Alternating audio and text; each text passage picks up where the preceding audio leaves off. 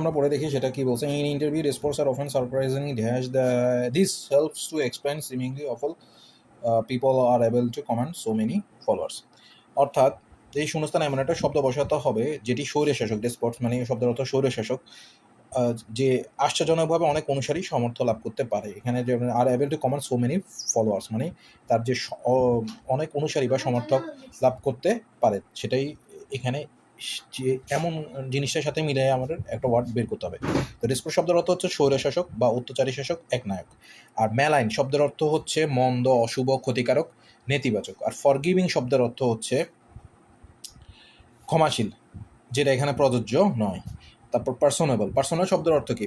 আমরা ব্যক্তির সাথে যাই, ব্যক্তিত্ব নিয়ে বলে আকর্ষণীয় ব্যক্তিত্ব বা বন্ধুত্বপূর্ণ, সহজে মেলামেশা করা যায় এমন সম্পর্ক। তো এখানে এই শব্দটা একটু উপযুক্ত, কারণ হচ্ছে কি একজন স্বৈরশাসক অপ্রত্যাশিতভাবে আকর্ষণীয় ব্যক্তিত্বের কারণে তার অনুসারী পেতে পারে, মানে তার যে আকর্ষণীয় ব্যক্তিত্ব, তার যে বন্ধুত্বপূর্ণ আচরণ, সেটার জন্য সে আসলে অনেক ফলোয়ার পেতে পারে। তারপর একটা হচ্ছে মিনিফিশন, সেটা হচ্ছে গ্রেট জেনারসিটি।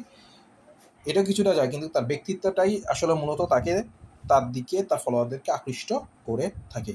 তাহলে উত্তর হচ্ছে আমার পার্সোনেবল।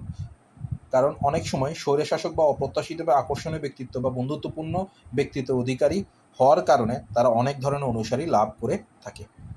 তাহলে আনসার হচ্ছে পার্সোনেবল। কেন? কারণ তার একটা গুণ ব্যক্তিত্ব সম্পূর্ণ।